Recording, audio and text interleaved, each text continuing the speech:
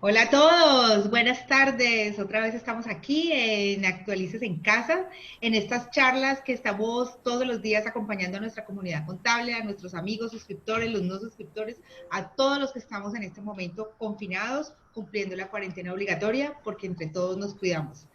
Esta tarde traemos una charla súper interesante con el doctor Juan Fernando Mejía, que es nuestro invitado. Para los que no lo conocen, el doctor Juan Fernando Mejía es contador público, certificado en normas internacionales, es especialista en impuestos, asesor NIF de Home Center, de Seguros del Estado, es el revisor fiscal de Brigano Urrutia, participó en el proyecto de la ley 1314, no, mejor dicho, tenemos acá un montón de experiencia acumulada para que charle con nosotros esta tardecita. Doctor José Hernando Zuluaga, buenas tardes. Doctor Juan Fernando Mejía, bienvenido. Bueno, yo quiero agradecer al doctor Juan Fernando Mejía, que nos acompaña en muchas de nuestras actividades en Actualícese. Y debo recordarle que como panelista, interviene para que lo escuchen contadores, revisores fiscales, auditores, economistas, administradores, abogados, emprendedores, empresarios y estudiantes de estas materias económicas.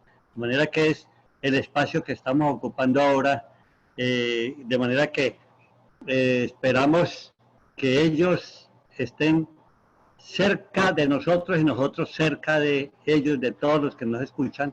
Los que no puedan escucharnos directamente lo pueden hacerlo por Facebook, Actualice ese video, y por YouTube, Actualice ese video.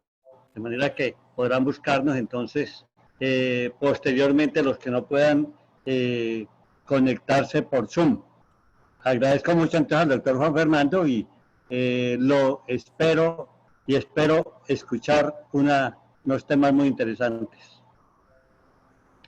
Bueno, muchas gracias a todos por estar aquí con Actualícese. Efectivamente, con Actualícese yo estoy trabajando hace mucho tiempo y pues ahorita hemos venido trabajando sobre todo el tema de los efectos tributarios de la NIF, que es un consultorio que hacemos por ahí los miércoles cada 15 días. En estos días no se ha podido por toda esta cantidad de conferencias que hemos hecho con Actualícese en Casa. Hemos estado todos más ocupados que de costumbre. Entonces, pero sí, ha sido una muy buena experiencia trabajar estos temas y aprender todos los días también de las preguntas que ustedes nos envían. Ahí recomendable siempre el canal de Actualice ese video. Allí va a encontrar usted todos los videos grabados de este tema de los efectos tributarios de la NIE, es un tema que venimos pues trabajando. Y lo que nos convoca hoy es esta cuestión de algunos ajustes contables o de revelaciones que tenemos que hacer por el tema de la emergencia económica, social y ecológica decretada pues por la situación por todos conocida, ¿sí?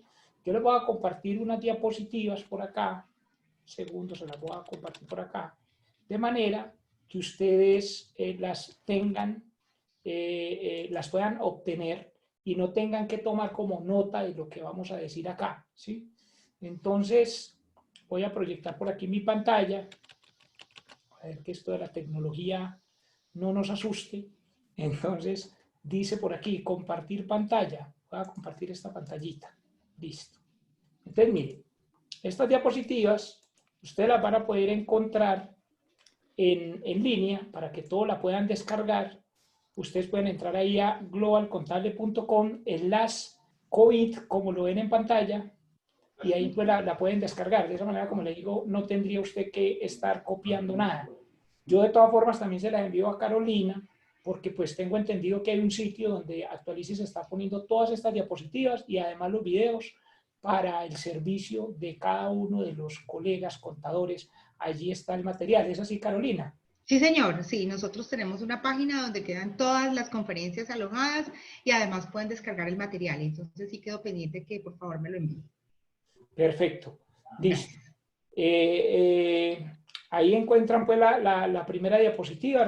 Ahí están también mis datos. Alguna duda también me la pueden hacer por ahí. Bueno, vamos a continuar acá con la siguiente diapositiva. Están mis datos ahí muy rápidamente. Lo paso porque ya me hicieron la presentación. Y vamos a iniciar hablando de un tema muy clave que se llama las estimaciones contables. Digamos, si algo es clave en este momento es la cuestión de las estimaciones contables. ¿Por qué?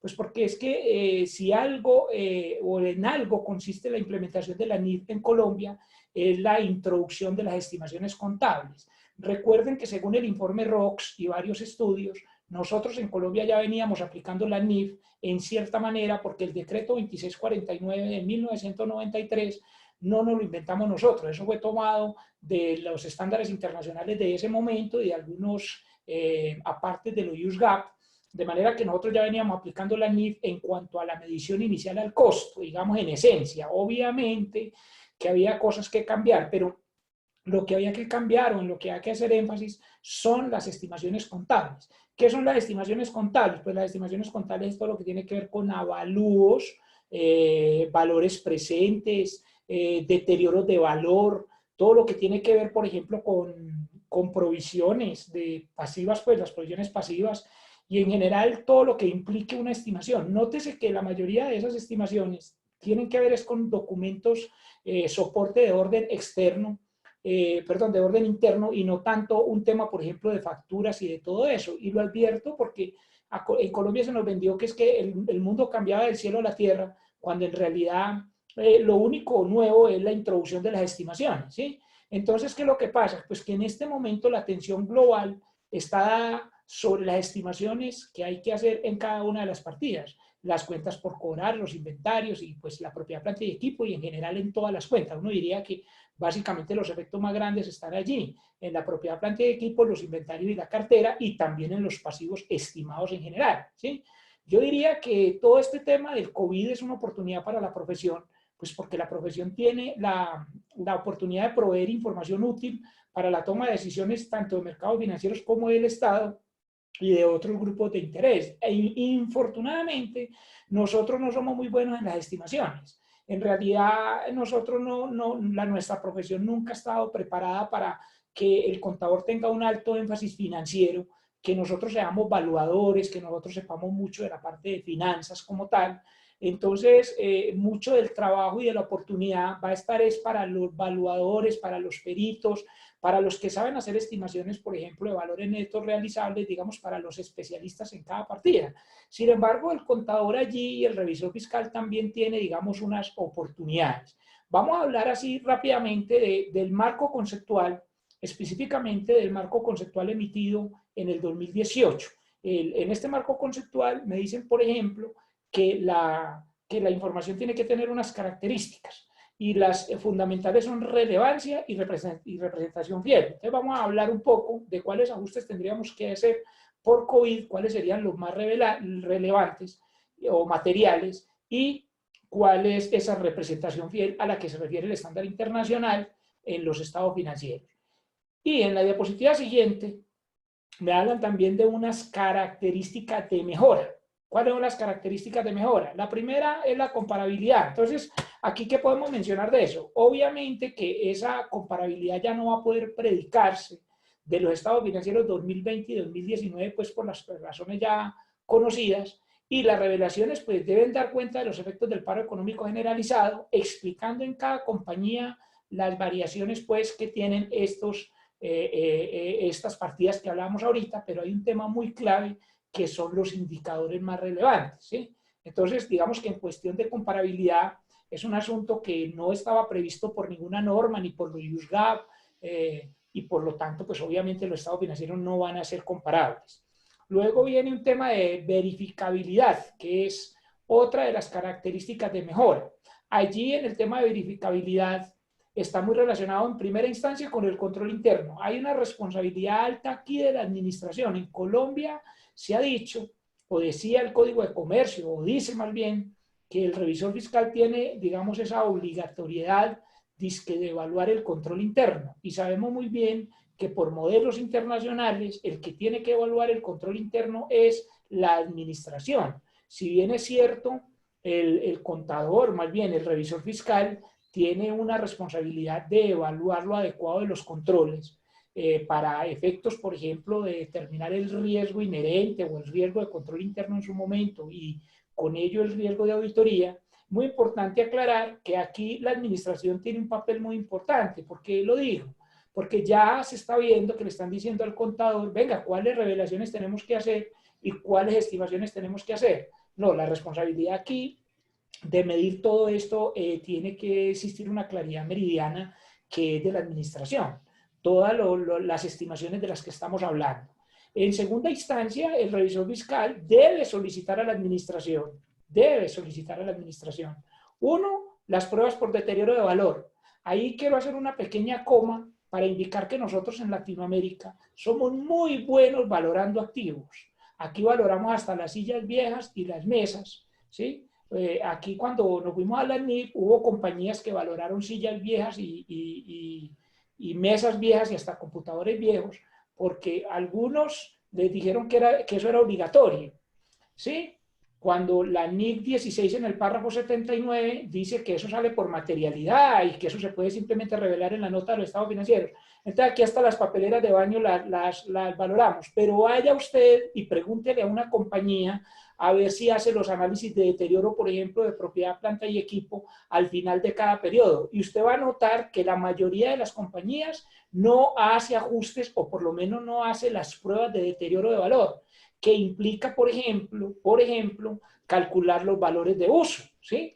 Y que ahora sí vamos a tener que hacer, porque seguramente calcular los flujos futuros de efectivo, que de los flujos futuros de efectivo que producen los activos fijos, por ejemplo, la propiedad, planta y equipo, entonces esto va a ser ahora un requerimiento. Y si bien es cierto, no estamos muy acostumbrados a hacerlo, pues ahora sí deberíamos los revisores fiscales y auditores estar muy pendientes de solicitar esta información a las administraciones, ¿sí? Porque así no haya deterioro, hay que medirlo, hay que hacer las pruebas de deterioro cada periodo.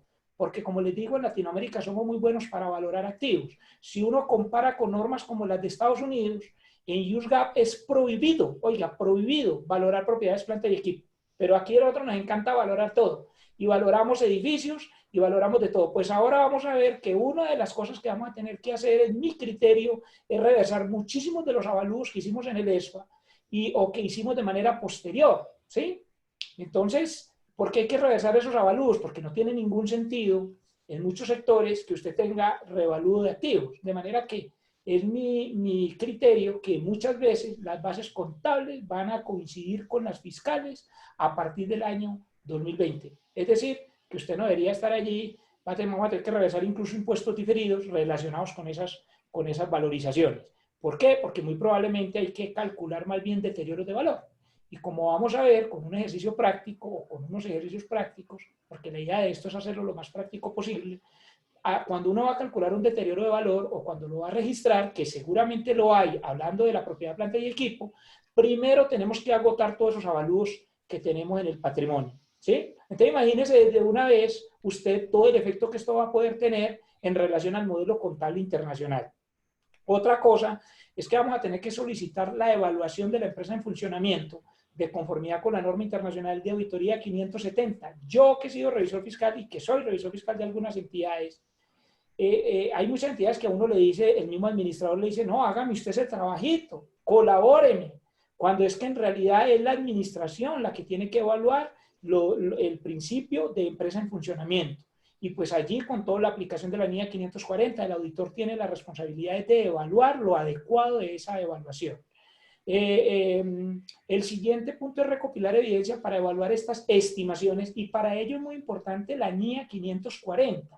Aquí sí tenemos un tiempito, al final le damos una miradita así por encima, pero es un tema muy clave porque nosotros en Colombia somos muy buenos, como le digo, valorando, pero muy malitos para ir a revisar esos avalúos y pues normalmente nosotros decimos, no, pues eso lo dijo un perito de la lonja, déjelo así. Y nosotros los auditores no vamos a auditar lo adecuado de esas estimaciones. Y también esa NIA 540 me dice que yo también debo evaluar no solamente las estimaciones en general, sino las revelaciones relacionadas con esas estimaciones, que esto es muy clave en estos momentos. Otro tema clave es aplicar nuevamente la NIA 315 sobre identificación y valoración de los riesgos de incorrección en general, de incorrecciones materiales, mediante el conocimiento de la entidad y su entorno. Yo nada más en unos temas que vengo trabajando en estos días con mi equipo, me he dado cuenta que había cosas de las entidades que uno ni conocía, y uno dice, pero pues eso que no me han dicho, no es que eso no había salido a flote, sino ahora con toda esta problemática. ¿Cómo así? Hay información que uno supuestamente conoce la entidad, a pesar de que usted montó su papel de trabajo de conocimiento de la entidad y que uno está todos los días tratando de hacer que la revisoría sea lo más concomitante posible, pero en realidad hay muchas cosas que vamos a tener que volver a evaluar. Otro punto clave en este tema de la verificabilidad, que es una de las características de la información contable útil o de la información financiera útil, según el marco conceptual, es considerar los párrafos de énfasis o cuestiones clave de auditoría para incluirla en los informes según la NIA 701. Aquí yo tengo que aclarar un tema de los que hablaba el doctor Moya en estos días, que me pareció muy pertinente la aclaración que nos hacía. Y digo que lo aclaro es en el sentido de que de pronto nosotros habíamos dicho o teníamos un criterio distinto, pero que lo cambiamos gracias a un criterio del doctor Moya, porque las cuestiones claves de auditoría son aplicables en Colombia desde el 2019 solo para las empresas que cotizan en la bolsa, según el decreto 2270 del 2020. Para las demás es aplicable desde el 2022 respecto a los estados financieros del 2021 auditados, pero los modelos de dictamen que están allí en la orientación profesional número 17 sí son aplicables para todo el mundo, incluso para los estados financieros que estamos cerrando. Entonces, si bien es cierto, si yo no cotizo en bolsa, yo no estoy obligado a aplicar las CAM, todas las cuestiones claves de auditoría que dice allí la NIA 701, sí es clave aclarar que los modelos de dictamen sí deben ser los que están en la orientación profesional 17 para todo el mundo. En ese pedacito de los informes era donde de pronto no lo teníamos tan claro porque creíamos que como solamente los que cotizan en bolsa deben aplicar las cuestiones clave desde el 2021, digamos, el estado financiero de 2021 auditados, entonces creíamos que también los formatos de dictamen se hacían a partir de allí. Actualice se ha venido también haciendo un trabajo muy importante con los papeles de trabajo, la herramienta de papeles de trabajo se ha actualizado. En la diapositiva siguiente me habla de la comprensibilidad, que es otra característica. Esto de la comprensibilidad, dice allí la norma internacional, el marco conceptual, que se refiere a que la información sea clara y concisa, por ejemplo. Pero en algunas empresas no es tan fácil hacer estos deterioros de valor, puesto que puede necesitarse unos cálculos especializados, como vamos a ver aquí, en áreas como activos fijos, inventarios, cuentas por cobrar y otros instrumentos financieros, ¿sí? Así como el consejo de expertos, como las demandas laborales y otros litigios importantes. Entonces, si usted mira, por ejemplo, la NIA 620, pues como para que veamos bien el alcance de esto, porque a mí alguien me decía, oiga, pero es que esto del COVID a mí no me implica nada porque yo soy una empresa muy pequeñita. Uno diría, bueno, puede que sí, puede que haya muchas empresas muy pequeñas que finalmente las revelaciones que van a tener que hacer sobre este tema de COVID no sean muy importantes. Pero mire, hay empresas tan grandes en las que, con las que afortunadamente, gracias a Dios, se tiene alguna relación o las que uno asesora, que el tema se nos vuelve muy complejo con todas las restricciones que tenemos en este momento de movilidad. Porque, por ejemplo, la NIA 620, la norma internacional de auditoría 620, se denomina uso del trabajo de un experto por parte del revisor fiscal. Entonces, por ejemplo, yo como revisor fiscal, pues yo no voy a ser experto y no lo soy en unos temas relacionados con valoración de inventarios o de una propiedad, planta y equipo. Entonces, ¿a qué horas voy yo a ir a hacer una evaluación de esto, a contratar a un experto? ¿Dónde están los presupuestos y quién va a cubrir? Que esto es otro tema. ¿Quién va a cubrir eso? Los honorarios del revisor fiscal que había cobrado por hacer este trabajo no estaban previstos. Y la empresa tampoco tiene el dinero en este momento que estamos en una economía de supervivencia para ir a aplicar este estándar internacional de auditoría 620. Entonces, digamos que todo lo que estamos hablando aquí, lo estamos hablando en un marco de unas normas que existían y que se hicieron sin prever esto en el mundo, porque esto es, digamos, prácticamente inédito a nivel global. Si bien es cierto, se puede comparar con otras pandemias como las que han existido en otros periodos, y hay varias comparaciones, digamos, en el mercado, digamos que esto es sin precedentes. Esto es primera vez que sucede a nivel global, y yo creo que todos los marcos conceptuales, las normas internacionales de contabilidad y las normas internacionales de auditoría van a tener que ser modificadas. O sea, el tema es de tal importancia y es de tal alcance que las normas que tenemos actualmente no nos sirven para hacer lo que hay que hacer, porque son también muy exigentes. Yo diría que ir a aplicar todas las NIA, con todo lo que implica las NIA, pues no vamos a poder hacerlo, no vamos a poder hacerlo. De hecho, si ustedes miran el párrafo 2.36 del marco conceptual, dice: algunos fenómenos son complejos en sí mismos y no pueden facilitarse su comprensión, y los usuarios, incluso los más diligentes y bien informados, pueden necesitar recabar ayuda de un asesor para comprender información sobre los fenómenos complejos. Entonces, hay que, digamos, concordar el texto de la NIA 620 con ese texto del párrafo 2.36 del marco conceptual, y están diciendo lo mismo. Y por último, para terminar este tema de las características cualitativas de la información, específicamente las características de mejora, recuerda que las principales son la materialidad o relevancia más bien, y la representación fiel. Y estas son las de mejora, pero mire por ejemplo esta última, se llama la característica de la oportunidad. Para hacer las estimaciones es urgente hacer estas estimaciones de las que estamos hablando, pero es claro, ojo, que no se afectan las cifras de los estados financieros 2019. Esto es muy importante tenerlo claro, porque se trata de un hecho posterior al cierre no conocido a diciembre 31 de 2019. Con Manuel Rejón, en la conferencia anterior, él planteaba que efectivamente esta ha sido una discusión a nivel global. En mi criterio, yo creo que es un tipo 2, es decir, no requiere ajustes, y pues lo he consultado también con otras personas, tanto del Consejo Técnico, por ejemplo, he conversado esto con Leonardo Barón, con varias personas que me han dicho: hombre, pues nuestro criterio, la mayoría por lo menos, se han decantado en que no hay que hacer ningún ajuste a las cifras que estaban a diciembre 31 de 2019, porque pues no se conocía, pero sí a las revelaciones, ¿sí?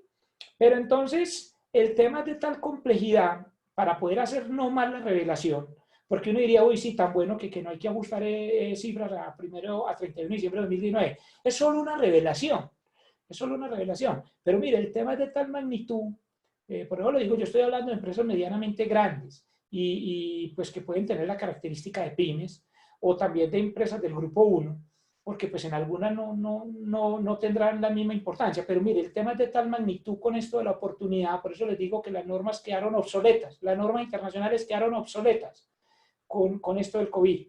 ¿Por qué? Porque, por ejemplo, tendríamos que hacer nuevamente los presupuestos que se hicieron en noviembre del año pasado. Los análisis y demás cálculos requieren un tiempo prudencial, porque si yo voy a poner una nota a los estados financieros, tendríamos que rebatir incluso el informe de gestión que se presentó, pues no el informe de gestión en sí mismo, porque pues fue hecho de buena fe y pues digamos que cumplía con todas las características a diciembre 31, pero en el apartado de proyecciones o de, como lo dice la ley 222 del 95, de hechos futuros que están en el informe de gestión, pues digamos, está basado en unos presupuestos que habría que rehacer. Y entonces, ¿a qué hora vamos a hacer eso?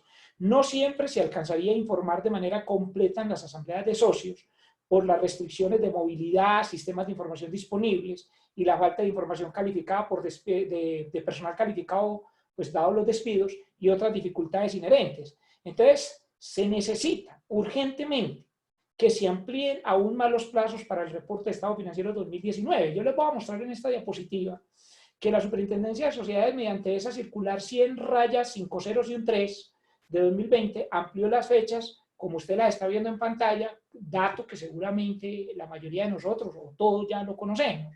Pero a mí se me hace que la Superintendencia no está considerando la magnitud de este asunto, porque mire que las fechas empiezan desde el 14 de abril y terminan por allá el martes 12 de mayo. Si uno compara con lo que están haciendo otros países, hablando, lo decía Manuel Rejón muy bien en la charla pasada, en una de las charlas pasadas decía: nosotros vamos a estar presentando estado financiero incluso del año 2019, quizás en noviembre o diciembre del año 2020, allá en España.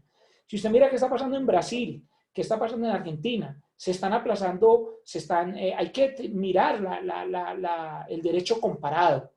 Los que somos abogados frustrados, como yo, nos gusta mucho ir a mirar normas y tratar de entender, hacer la mejor interpretación posible de la norma, ¿sí?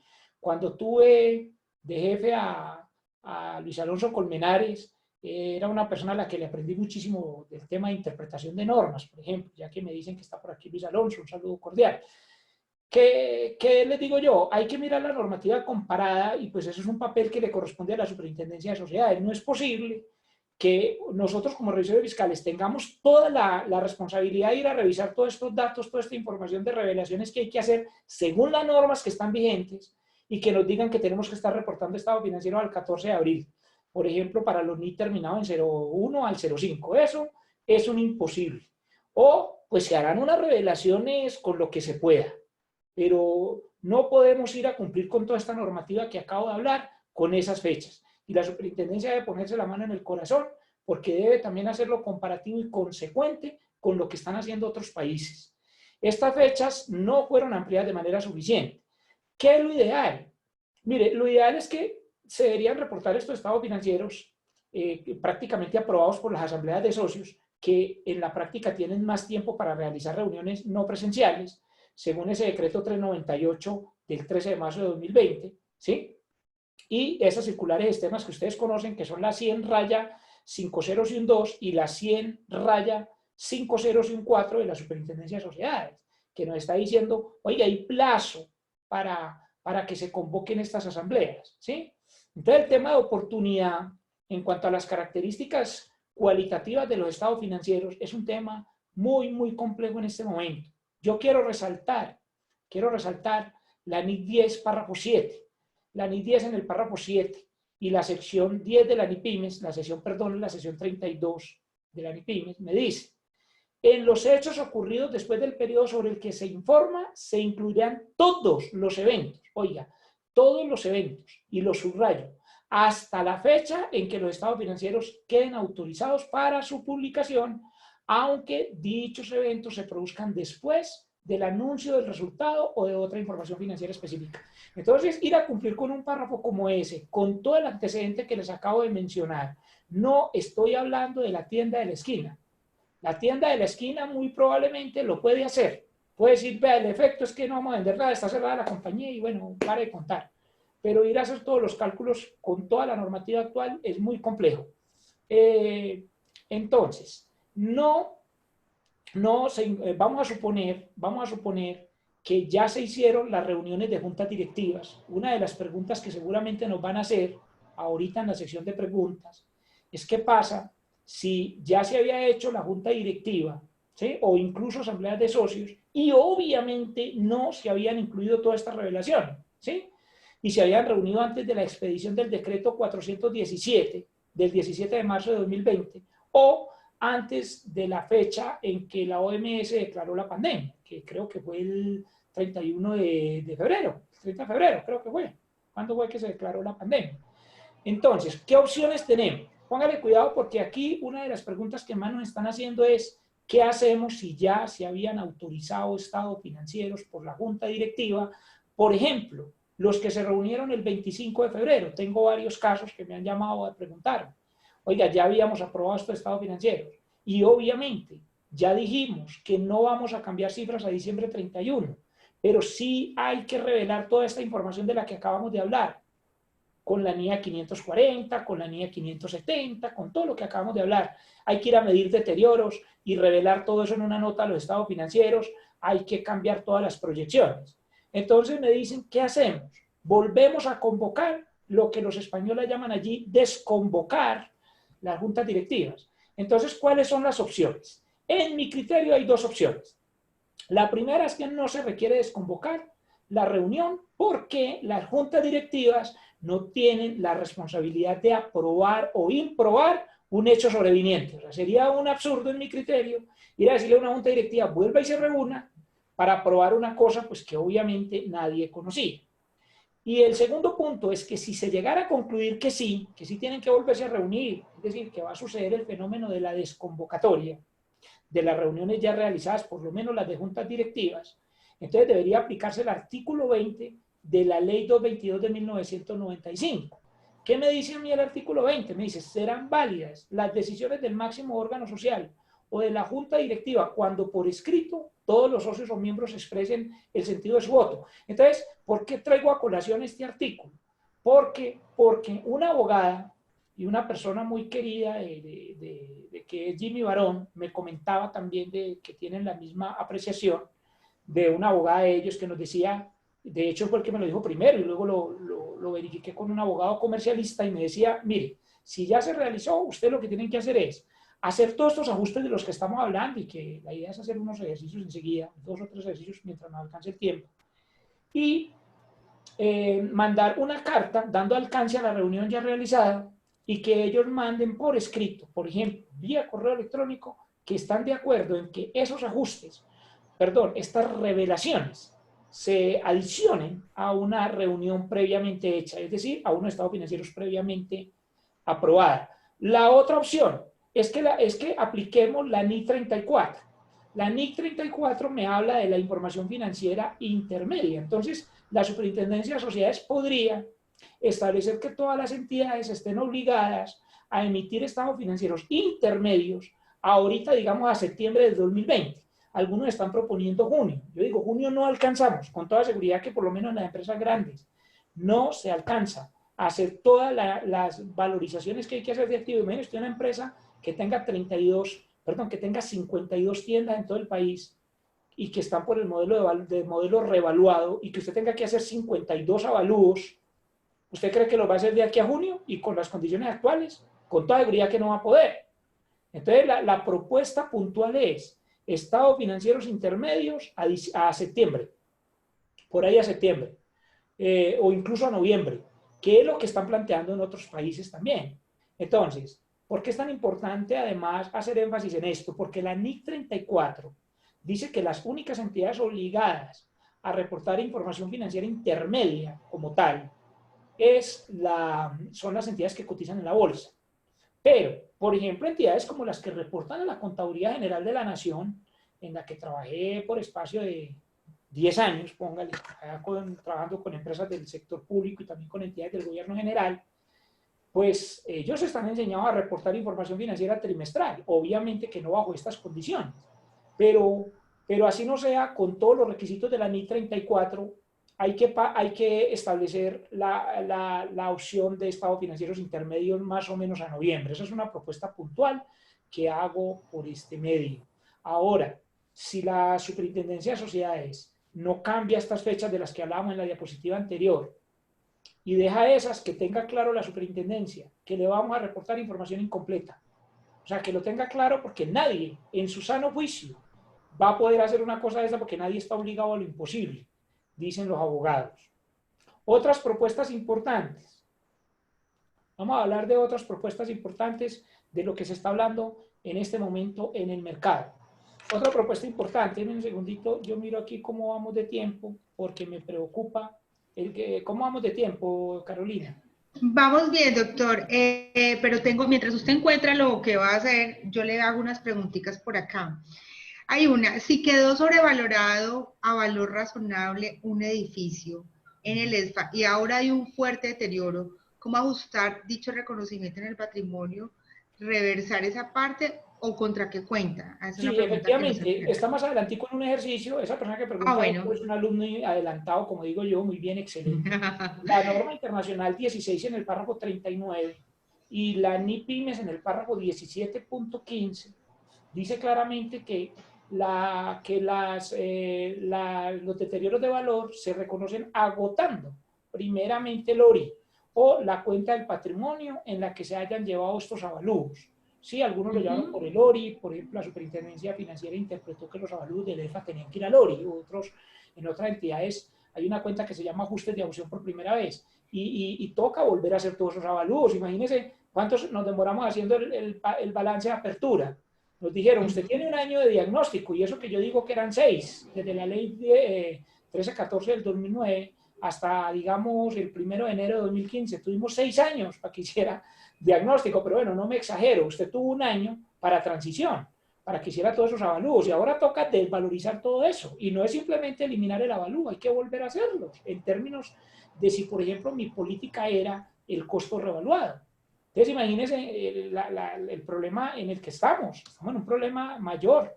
Y entonces, yo iba a mirar era únicamente lo de la hora, pero continúo aquí con otra propuesta, porque aquí la idea es hacer propuestas, no solamente quejarnos de la situación, sino buscar las oportunidades y hacer propuestas claras y para el gobierno. ¿Qué es lo que está pensando el gobierno? Mire, hay una propuesta aquí que varios estamos trabajando en el mercado y con unos gremios. Aquí quiero llamar la atención a los gremios. Los gremios han estado muy desubicados porque cada uno busca sus propios intereses.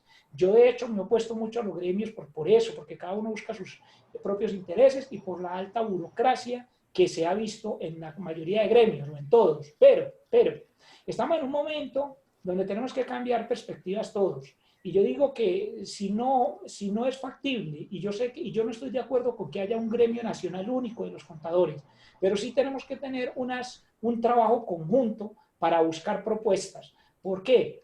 Les voy a decir lo siguiente. Me habló, por ejemplo, la doctora Sandra Milena, creo que Burgos de Pasto. Me hablé también con la doctora Estela Quiroga. Me he hablado con varias gente que está proponiendo ya. He visto la propuesta del grupo de los 100. Tenemos que proponer y se necesita un liderazgo. Y ese liderazgo lo puede centrar, no sé, actualícese o quién lo va a hacer, pero hay que unificarnos en propuestas, no en ideas. Lo más sano y lo natural es que cada uno piense distinto. Pero mire, por ejemplo, esta propuesta que se está dando en el mercado. Una de las propuestas es apartarnos del principio de devengo, de NIF para fines fiscales. ¿Cómo así? Alguien diría, oiga, pero eso es una defecio. Claro, no pagar impuestos como el IVA o el impuesto al consumo, ni las retenciones basándose en la mera expedición de las facturas. Ojo, o el devengo contable. El devengo contable aplicado para fines fiscales genera una crisis de liquidez en este momento y de apalancamiento financiero en épocas de crisis. Por ejemplo, voy a suponer que una empresa entregó un bien o un servicio y el cliente le solicita una factura por 10 millones. Entonces, ¿qué pasa? Que hoy en día, como están las normas, yo tengo que aplicar la NIF para fines tributarios, según el artículo 21-1 del Estatuto Tributario, salvo en las estimaciones contables. Ojo, es decir, los avalúos, provisiones y todo eso no se aceptan fiscalmente. Eso lo dice el artículo 21-1, parágrafo 6 del Estatuto. Pero en cuanto a los reconocimientos, no debe haber diferencia entre lo contable y lo fiscal. Entonces yo voy y registro lo que usted está viendo en pantalla. Lo estamos viendo, ¿cierto? Entonces yo voy y registro una cuenta por cobrar de 11.900.000 y ya le debo a la DIAN 1.900.000. En este momento, en mi caso, yo tengo una pequeña empresa de consultoría, ¿sí? ¿Qué pasa? Que estamos emitiendo facturas en este momento de las consultorías que nos están llegando aún con toda la crisis, gracias a Dios, que sí, que son más bajitas, que nos han pedido rebaja de valor. Pero el hecho de emitir una factura de 10 millones me hace a mí tener que ir a pagarle a la DIAN 11.900.000 cuando el cliente me va a pagar a los 120 días. Incluso gente, por ahí alguien me debe 17 millones de pesos y me dijeron, oiga, ¿sabe qué? Le vamos a donar 5 milloncitos. Y yo me había puesto que ahorrar eso y después cuando íbamos a cobrar ya había venido el coronavirus. Pero me toca pagarle a la DIAN sobre un devengo contable. Entonces, aplicar.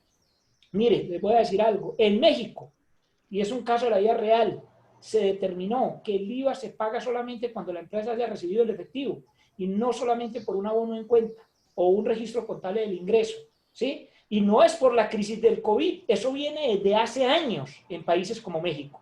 Pero aquí nos las damos de muy avanzados y decimos que vamos a aplicar la NIF para efectos tributarios y no miramos cuáles son los efectos tributarios adversos, que es una de las cosas en las que yo he venido insistiendo en mi seminario de efectos tributarios de la NIF, que es un tema que vengo trabajando con Actualícese y que espero que continuar con la ayuda de Dios si esto no nos mata esta pandemia.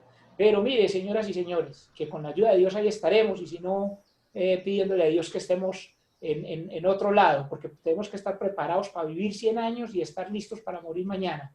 Pero mire, el artículo 429 del Estatuto Tributario es un artículo fatal, donde dice que usted tiene que reconocer el ingreso y pagar el IVA por lo primero que suceda, el registro contable o la expedición de la factura.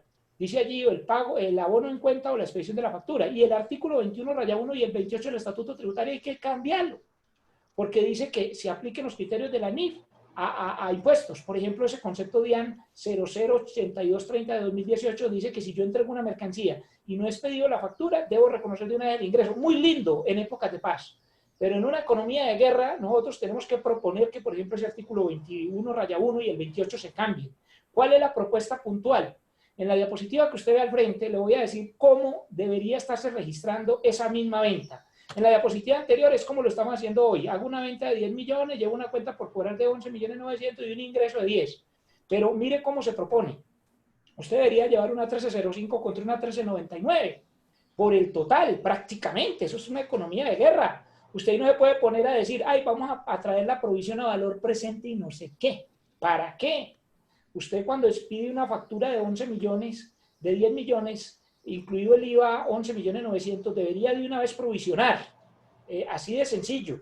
Y cuando se reciba el pago, se reconocerían los impuestos a pagar sobre una base del recaudo. Hablando de las personas de las que estaba hablando ahora, de la colega Sandra, de Estela, de varias gente, me están diciendo que queremos hacer un derecho de petición y hay mucha gente ya interesada en firmarlo y lo vamos a dar ahí en globalcontable.com en las COVID para que mucha gente lo firme y lo enviemos inmediatamente al Ministerio de Hacienda. Nosotros no podemos seguir registrando y pagando IVA en contra de la liquidez de las compañías. En este momento la liquidez de las compañías tiene que ser para sobrevivir. Yo no estoy diciendo que no se paguen los impuestos, hay que pagarlos, es una obligación ciudadana y constitucional, pero pues el registro que usted ve ahí dice, cuando ya a mí me paguen, entonces yo bajo la provisión, reconozco el ingreso y llevo un IVA generado adeudado al Estado. Y ahí también en esa misma diapositiva les dejé el efecto financiero. La tasa, con una tasa de interés de 1%, con un IVA trimestral, digamos que usted presenta digamos que usted presenta cuatrimestral. De pronto uno ahí tiene un poquito de tiempo, pero empresas que presentamos bimestral. Entonces, como le digo, usted le pagan con 3 meses de diferencia por cada factura de 10 millones de pesos, usted está perdiendo por valor del dinero en el tiempo 143.964 pesos por cada factura. Nada más por pagarle anticipado al Estado. ¿Y de dónde vas a pagar si a ti no te han pagado?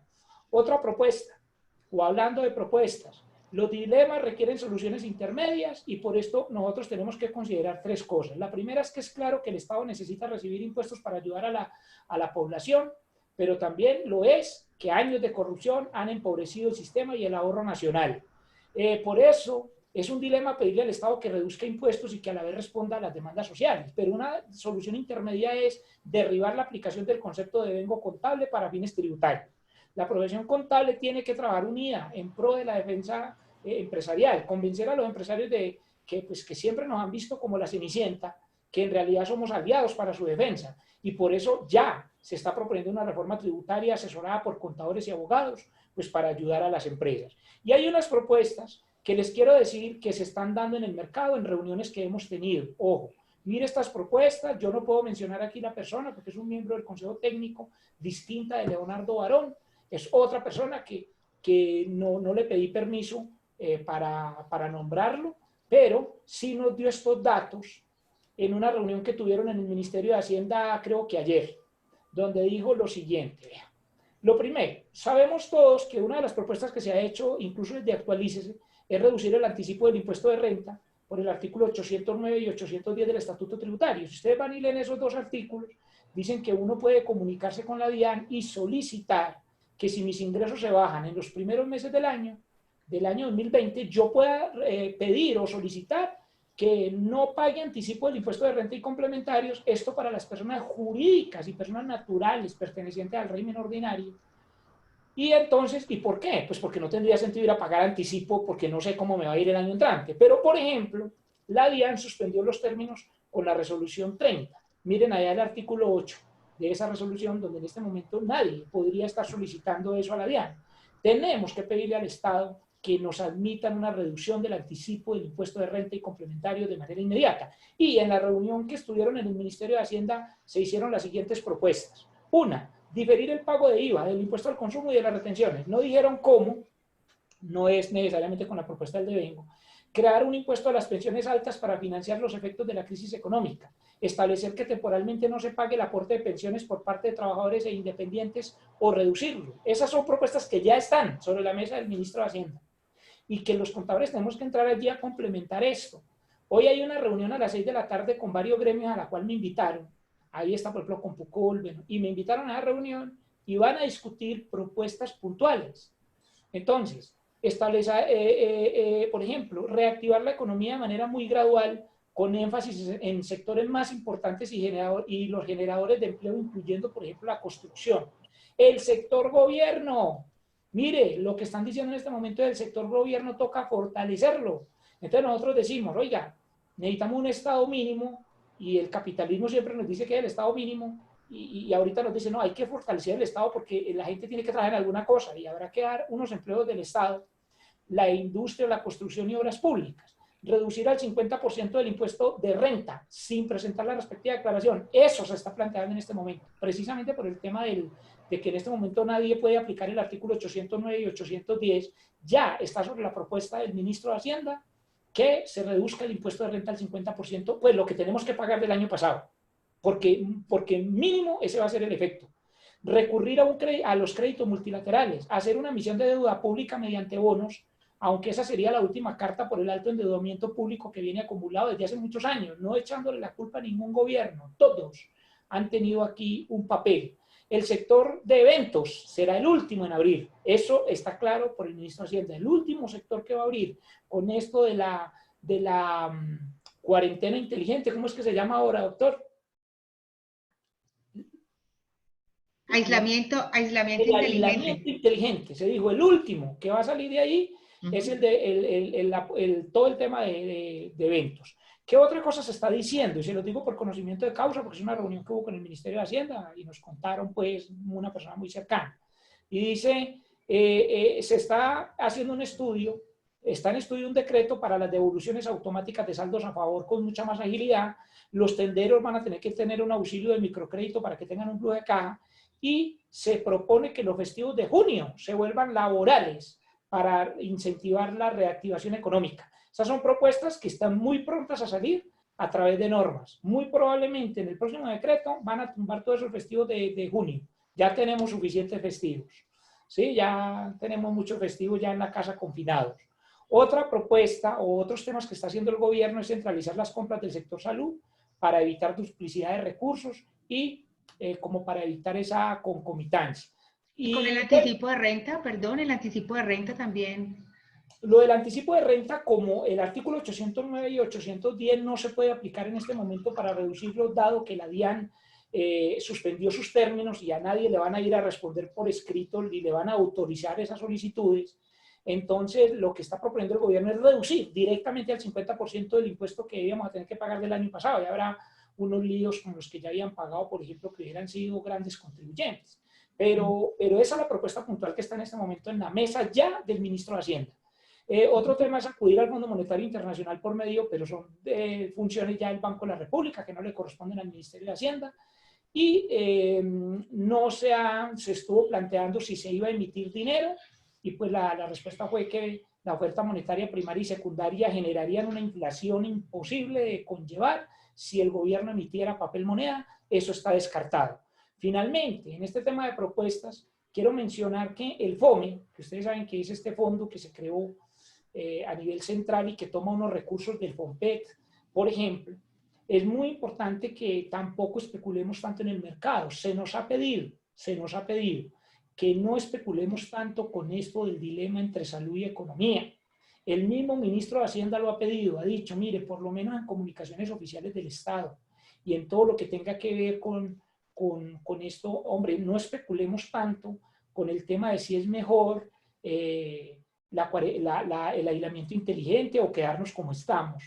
Si debemos privilegiar la salud o debemos privilegiar la economía, porque es que uno no sabe ahí qué es mejor o qué es peor. Mire, algunos critican al gobierno por una cosa o por otra, sea del partido que sea. Yo lo que creo aquí es que todo el mundo está actuando aquí de buena fe.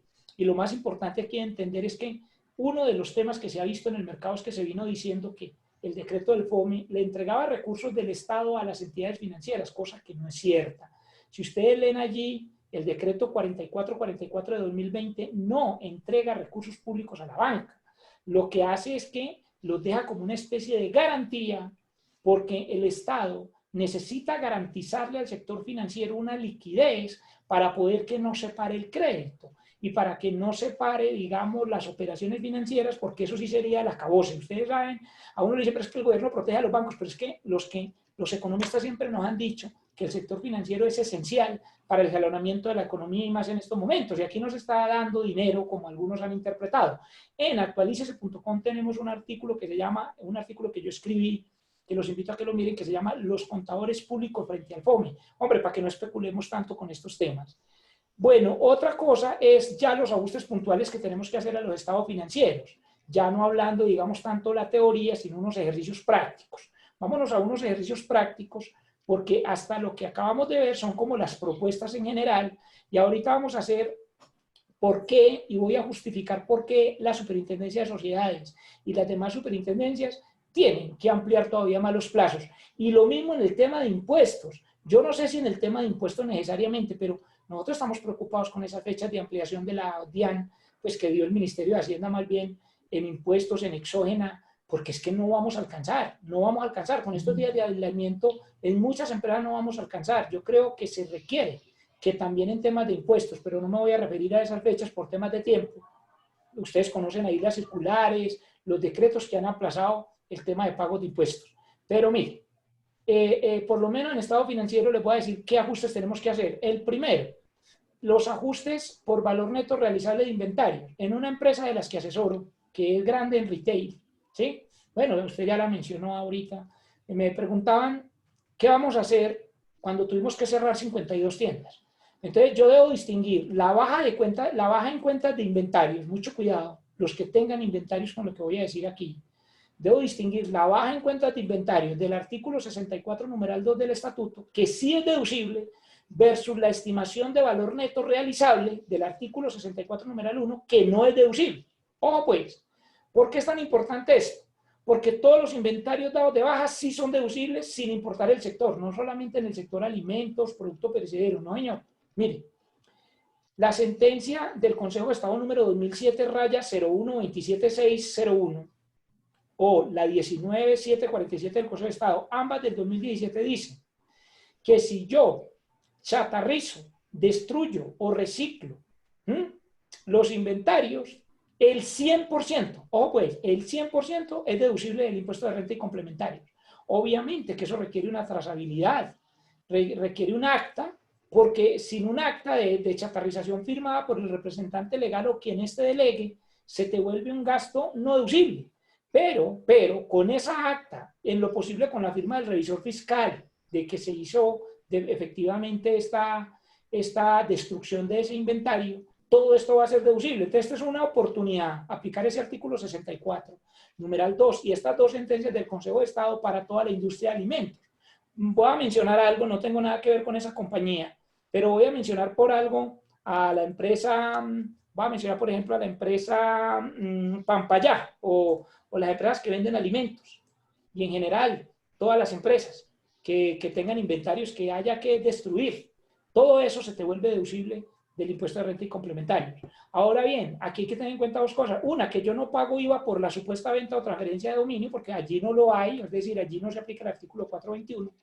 Pero la DIAN había dicho en el concepto 000413 de 2018 que yo dije que tengo, y bueno, y es lógico, tengo que devolver el IVA de esos inventarios. O sea, si yo había comprado unos inventarios, digamos, de tortas de cumpleaños, producto perecedero, y otro tipo de productos que vencen por la moda, por lo que sea, hay que darles de baja ahorita, porque nadie me los compró y se vencieron, y no me aguantan ya más congelamiento. Lo puedo dar de baja. ¿Que me toca pagar el IVA? Pues habrá que pagarlo el IVA descontable en la compra. No debe existir diferencia contable y fiscal en inventarios. Cuidado, esto es contable y fiscal. Esto lo dice el artículo 757 del Estatuto Tributario, que si usted tiene una diferencia contable y fiscal allí, le van a meter una sanción. Es decir, que usted le debe dar de baja contable y fiscalmente. Cosa bien distinta es la provisión por valor neto realizable.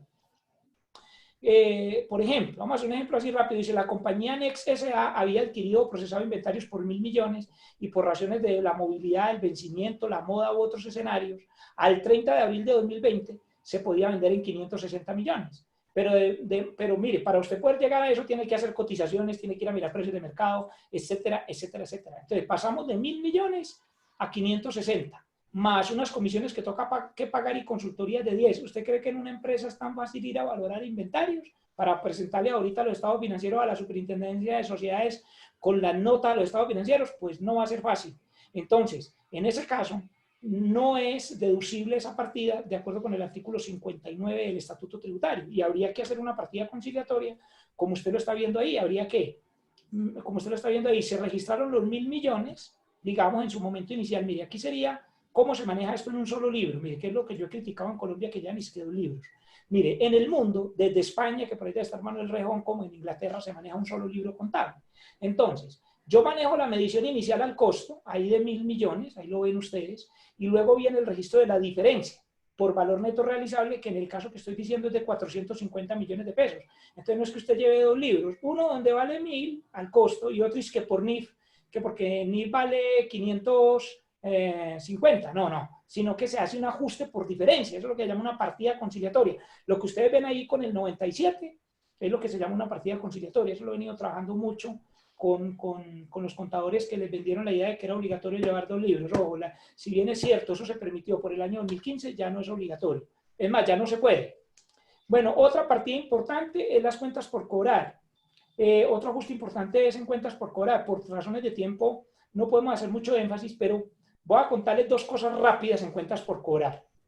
Las cuentas por cobrar de 1.000 millones que usted ve ahí incluyen 75 millones que se estiman incobrables, pero no han prescrito.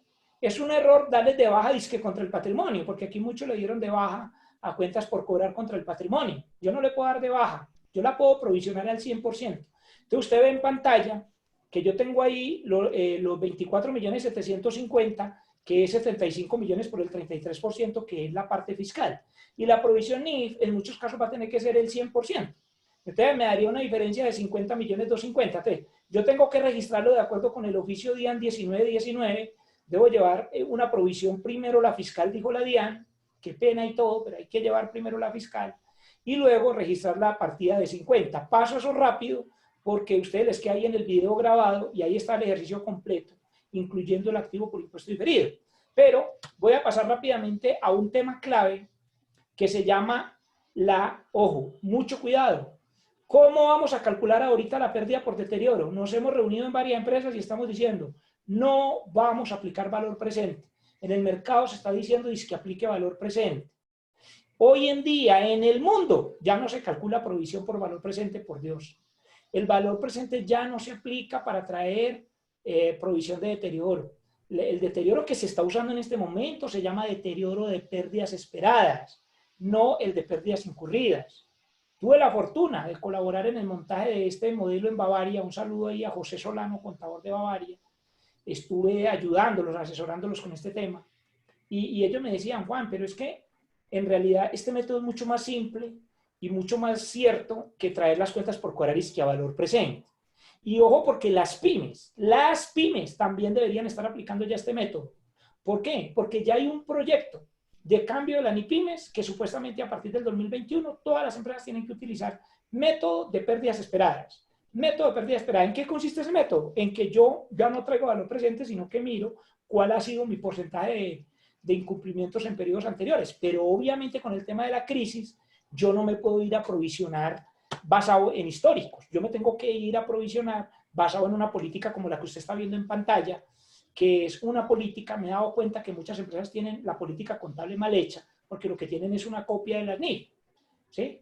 Pero mire, aquí hay una política que, como ya me está acabando el tiempo, me avisan por aquí que me queda muy poquito tiempo, ¿cierto, Carolina? Sí, señor, sí, estamos Entonces, con poquito tiempo. Simplemente ahí les dejo un pantallazo de cómo es el ejemplo de una política contable normal por pérdidas esperadas para dar de baja. Pero en este momento estamos haciéndolo prácticamente a dedo. Nos estamos reuniendo diciendo, evalúe cliente por cliente, quién cree usted que le va a pagar, o por grupos de cliente y cuáles no, y haga una reunión extraordinaria lo antes posible con el de cartera para calcular esas provisiones.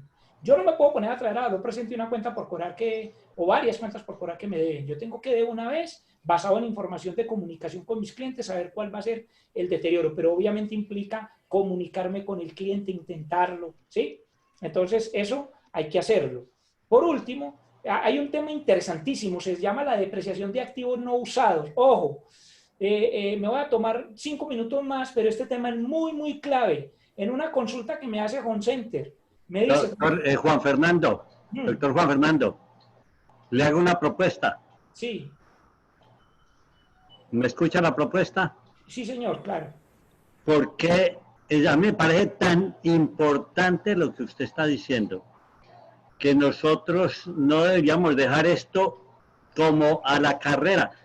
Yo considero que deberíamos es hacer un cierre de esto dentro de su marco conceptual y reunirnos, si quiere, el 13 o el 14 o el 15, si estamos vivos, el 16 o 17, un día de esos también colocar una sesión para estos ejercicios explicados. Es que me parece que están muy razonables, muy necesarios. A los contadores realmente esto les interesa sobremanera y daríamos pie a que no estemos aquí a las carreras y es decir, haga de cuenta como si lo estuviéramos echando a usted o retirando a los que lo escuchan, y yo creo que no queremos ninguna de las dos. Cuénteme, dígame, acépteme la propuesta para Me el parece lunes o el martes. Repito, si estamos vivos. Sí, muchas gracias, y siempre hay que decir eso porque hasta la Biblia dice, hay que decir si Dios quiere, porque Si uno Dios no quiere. sabe, pero le voy a contar así en un minuto nomás y para empatar para cuando se No, quiere. proponga, le escucho la propuesta, dígame si me acepta la Sí, me parece propuesta perfecta la propuesta, doctor. de otra sesión. Sí, Bueno, lunes o martes. ¿Y a como qué horas? porque no tengo pensado salir. No, no lo van a Me dejar. alegro mucho. Listo. ¿Qué tal le parece a las 9 de la mañana? Me parece perfecto, sí. Les ¿Qué quiero día? contar Perfecto. una anécdota. Lunes, Perdón, Juan doctor. Fernando Mejía. Quedó Le lunes, doctor. brindaremos whisky, tinto, lo que quiera. No, en serio, yo me eché loción y todo para esta conferencia. Ay, qué bueno, yo también. Claro, sí, porque pues, habrá que inventar que se sientan los olores. Tiene los 5 minutos para terminar porque tenemos Otra otro charla. participante Bueno, les voy a contar qué previsiblemente. falta. Les voy a hacer un inventario de lo que falta como para que sepamos Listo, y generemos expectativa para que vuelvan. ¿Vean? Como listo. dicen por ahí, escenas del próximo capítulo. ¿Vean? Entonces, Puede Exacto. cerrar sus diapositivas. eso, vea. Vamos a ver un tema muy clave que es la depreciación de activos no usados. En esto hay una discusión en este momento global. La norma internacional dice que yo tengo que depreciar los activos aunque no los esté usando. Eso es un tema que vamos a ver y analizar, porque por ejemplo para nosotros en Home Center, y lo digo con nombre propio porque no creo que va a tener problema por eso, porque es un tema real y que ya va a quedar incluso en la nota de los estados financieros, usted cerrar 52 tiendas y no va a tener ingreso, pero tiene que tener gastos por la depreciación, porque la norma internacional de contabilidad 16 fue cambiada en el 2014 y dijo, y adicionó el artículo 62A, y dijo que usted no puede relacionar la depreciación con los ingresos, que usted tiene que depreciar los activos aunque no se estén usando, salvo que usted use el método de unidades de producción. ¿Y cómo vamos a cambiar o no? Es decir, la propuesta puntual es, en este momento todas las empresas tienen que cambiar política contable, tienen que pasar hacia el método de unidades de producción, o si no, en el año 2020 vamos a tener unos gastos de depreciación de los activos por línea recta sin generar ingresos. Entonces, por ejemplo, Hernán Casinelli, que es argentino, y Carlos Lobet me dijeron por escrito, pues consultas que les hice así personales, donde ellos creen que hay que cambiar el método. Manuel Rejón, que no sé si está en línea, dijo, yo no creo que un auditor le vaya a permitir que usted cambie el método ahorita. Pero eso es un tema clave y queremos hacer unos ejercicios de eso, de cuál sería el efecto en los estados financieros. El siguiente punto que vamos a ver para la próxima capítulo es cómo reconocer justamente las desvalorizaciones de activos que tenemos desde VESPA, haciendo unos ejercicios prácticos que se los muestro rápidamente en pantalla. Un tema que tiene que ver muy rápidamente con copropiedades, muy corto, y cómo se calcula el deterioro de valor, cómo se calcula el deterioro de valor, haciendo ejercicios prácticos, sobre todo en el caso de las propiedades, planta y equipo, y pues hablaríamos un poquito más de las cuentas por cobrar a clientes, de las cuentas por cobrar con el método de pérdidas esperadas, y miraríamos un modelito que les quiero regalar de dos cosas. Uno, de las revelaciones como tal, de unas revelaciones, del modelo de revelaciones que tenemos con Global que venimos armando, obviamente sin los cálculos, porque cada empresa tendrá que hacer los cálculos, y un modelo de cómo se evalúa la NIA 570 de empresa en funcionamiento, porque a pesar de que es un modelo que tiene que hacer la gerencia, casi que hay que ilustrar a la gerencia de cómo lo hace. Es eso, y pues pasaríamos a preguntas. Listo. Doctor, yo, mientras tanto, yo le hago una preguntita que tenía en el tintero. ¿Qué pasa con esas empresas? ¿Qué recomienda usted con las empresas que a la fecha ya hicieron sus asambleas, ya aprobaron estados financieros y ya aprobaron también distribución de utilidades? Sabiendo pues que en el momento en que se hizo no teníamos, no vislumbrábamos la crisis en Colombia. Excelente, excelente pregunta. Mire, lo que yo creo es que definitivamente toca proponer en la asamblea virtual que se haga una reserva ocasional.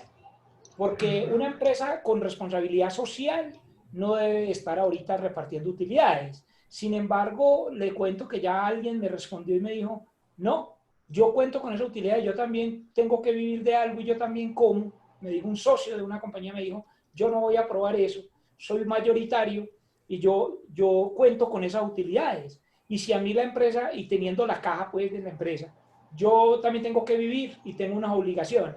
Entonces es muy fácil uno decir que las empresas no deben distribuir utilidades, pero es un tema que tiene que evaluar cada entidad y legalmente, y desde el punto de vista legal, no pueden obligarlos a que no repartan utilidades. Que uno como revisor fiscal lo recomiende, es cierto, pero yo como revisor fiscal no puedo, por ejemplo, hacer una salvedad, porque alguien está diciendo eso, no es que los revisores fiscales deben poner salvedad, no, nosotros tenemos que ser aquí muy condescendientes también en que yo no puedo poner como revisor fiscal, en alguna manera tendrá que haber flexibilidad, porque como yo les decía, las mismas normas internacionales no estaban preparadas para esto, ni las de contabilidad ni las de auditoría. Entonces, yo como auditor no puedo ir a decirle a una compañía, oiga, es que yo le voy a poner una salvedad en los estados financieros si usted reparte las utilidades. No, sea que hagan la asamblea virtual o que ya la hayan realizado y hayan aprobado distribución de utilidades, esto es un hecho posterior al cierre y a la luz de la norma internacional y local, yo no puedo prohibir la distribución de las utilidades, que lo vamos a recomendar, que lo vamos a sugerir, sí, pero no es necesariamente una obligación de la asamblea, sobre todo porque también los socios tienen otras empresas. ¿Qué tal que el socio sea otra compañía que necesita sus dividendos para pagar trabajadores? ¿Sí? Porque para nosotros es muy fácil criticar cuando estamos encerrados porque tenemos de alguna manera el modo, gracias a Dios, de uno estar encerrado al menos unos días. Pero cuando uno ve que hay gente que vive el día a día, desde la persona que vende aguacates a la que vende dulces, y asimismo muchas empresas viven del día a día porque viven de los flujos. Entonces, vamos a tener que repartir utilidades. Listo. Gracias, doctor. Gracias. ¿Qué otras preguntas? No, yo creo que podemos cerrar en este momento y entonces dejar preguntas para la siguiente, porque aquí no tengo más preguntas. Doctor José Hernando, ¿tiene alguna? Sí, tenía Juan Fernando. Le iba a comentar que le voy a enviar una serie de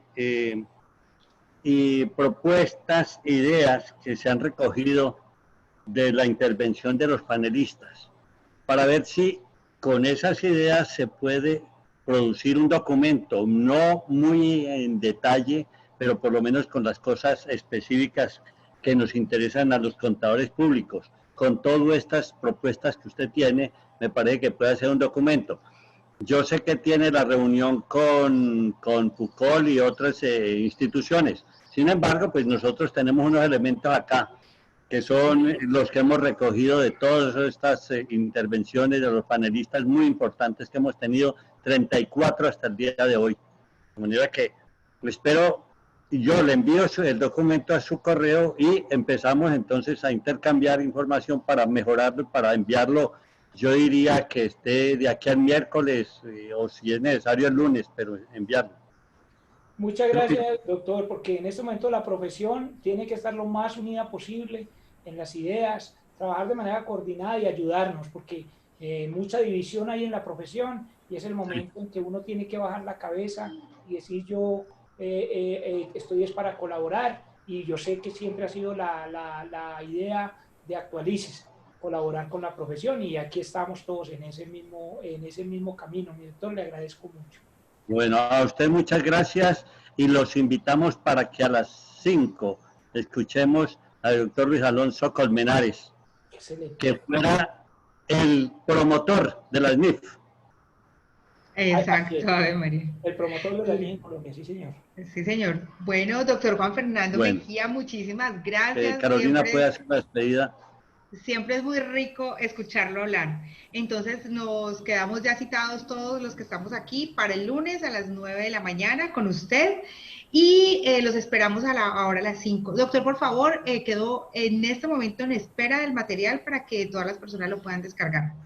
Y nos Perfecto, vemos a las 5. déjalo de Global Contable por ahora. Es que por acá me dicen que ya estuvieron en su página y no lo encontraron, entonces mejor me lo manda Ya, ok, listo. mientras tanto, usted me lo manda a mí. Bueno, Perfecto.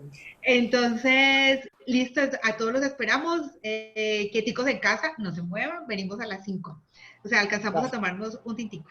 Un saludo, Dios los Chao, bendiga a todos. Dios lo bendiga, doctor, y a todos los que nos escuchan también. Eh, Señor. Mi doctor Juan Fernando, usted puede verse dentro de 3 minutos ya en Facebook o en YouTube, de manera que actualice ese videos, de manera que puede de una vez ver la conferencia, cómo le fue.